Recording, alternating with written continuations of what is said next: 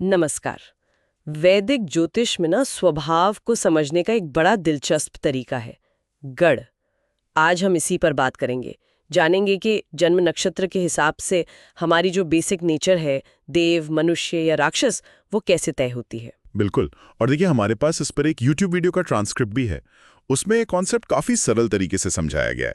तो आज कोशिश रहेगी कि इन तीनों गणों को समझें और देखें कि इनका हमारी जिंदगी पर क्या असर पड़ता है।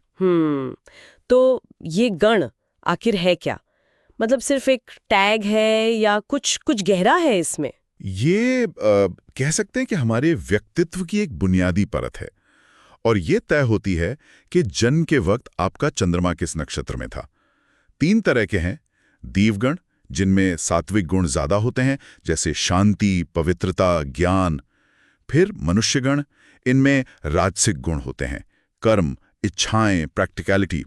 और तीसरा राक्षसगण, इसमें तामसिक ऊर्जा होती है, थोड़ी उग्रता शायद, पर साथ में गजब की शक्ति और इंट्यूशन भी। अच्छा, तो नक्षत्र से ही पता चलता है कि हम किस गण के हैं? चलिए देवगण से शुरू करते हैं। हाँ। वो ट्रांसक्रिप्ट क्या बताता है, कैसे होते हैं देवगण वाले लोग? देवगण वाले लोग आमतौर पर शांत स्वभाव के, बुद्धिमान, साफ दिल वाले और कला के शौकीन बताए गए हैं। उनमें एक कोमलता होती है, उदारता होती है। जैसे नक्षत्रों की बात करें तो अश्विनी वाले एनर्जेटिक, पुनर्वसु वाले ऑप्टिमिस्टिक और हस्त वाले स्किल्ड।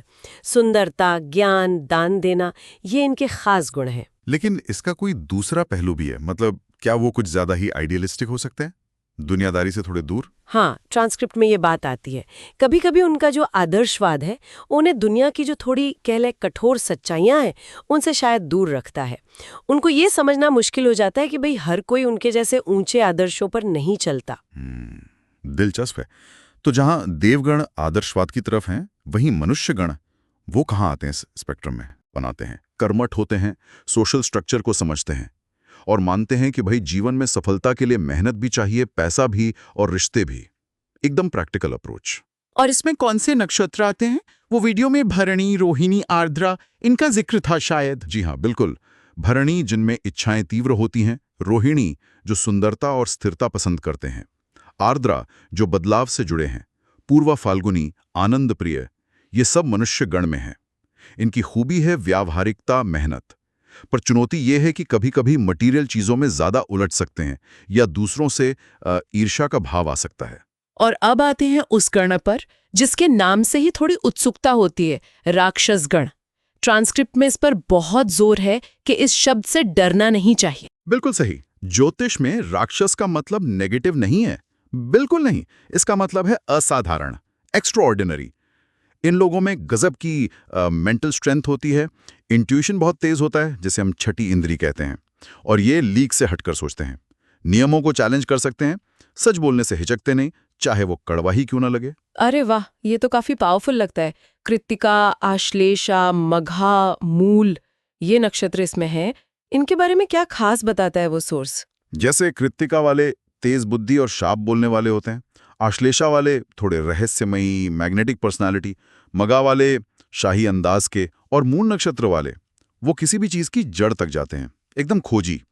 तो इनका मजबूत इंट्यूशन, निडरता, सच के लिए खड़े होना, ये इनकी ताकत है। पर क्या इस ताकत की कोई कीमत भी होती है, कोई चैलेंज? हाँ, कभी कभी ये थोड़े कठोर लग सकते हैं दूसरों को, या लोग उन्हें गलत समझ लेते हैं, और अपनी क्षमताओं की वजह से इनमें ईगो आने का एक खतरा रहता है, उस पर ध्यान देना होता है। स्वभाव की बात तो हो गई। अब शादी ब्याह के मामले में भी गण मिलान का जिक्र था। गणकूट, जिसके 6 पॉइंट्स होते हैं, ये कैसे काम करता है? हाँ, ये काफी अहम माना जाता है कुंडली मिलान में। सबसे अच्छा मैच 6 में से 6 अंक तब होता है जब लड़का लड़की दोनों का गण सेम हो, मतलब देव देव, मनुष्य मनुष्य या राक्षस राक्षस। इनमें क्या है, आपसी समझ अच्छी रहती है। अच्छा। देव और मनुष्य गण के बीच भी ठीक ठाक रहता है, 5 अंक मिल जाते हैं, ठीक है। बैलेंस बन सकता है। और मुश्किल कहाँ आती है, वो जिसे गण दोष कहते हैं? गण दोष, जिसमें 0 या 1 अंक मिलता है, तब बनता है जब देव का राक्षस से या मनुष्य का राक्षस गण से मिलान हो। यहाँ क्या है कि स्वभाव बिल्कुल अलग होते हैं, तो टकराव की आशंका रहती है। देव को राक्षस का तरीका हार्ड लग सकता है, राक्षस को देव का भोलापन अव्यवहारिक। अच्छा। और मनुष्य राक्षस में भी थोड़ी वर्चस्व की, डोमिनेंस की लड़ाई हो सकती है। तो क्या इसका मतलब ये हुआ कि ऐसे रिश्ते टिक ही नहीं सकते? नहीं, वीडियो ट्रांसक्रिप्ट ये साफ करता है कि ऐसा बिल्कुल नहीं है। देखिए, अगर आपस में प्यार है, इज्जत है, समझ है और कुंडली में बाकी ग्रहों की स्थिति अच्छी है, उनकी दोस्ती है, तो गण दोष का असर बहुत कम हो जाता है। आखिरकार तो रिश्ते आपसी समझ और कोशिश से ही चलते हैं ना। बिल्कुल सही कहा। तो अगर हम इसे समेटें तो देवगण एक तरह से सृजन या सात्विकता की ऊर्जा है, मनुष्यगण संतुलन या व्यावहारिकता की, और राक्षसगण परिवर्तन या असाधारण शक्ति की। कोई सिर्फ अच्छा या बुरा नहीं है। एकदम सही। अपने गण को जानना बस खुद को और दूसरों को बेहतर समझने का एक टूल है। अपनी शक्तियों को पहचानें और जहां कमजोरी लगे उस पर काम करें। और जाते जाते एक विचार छोड़ जाते हैं सोचने के लिए, क्या हम ज्योतिष की इन कैटेगरीज से थोड़ा ऊपर उठकर अपने अंदर और दूसरों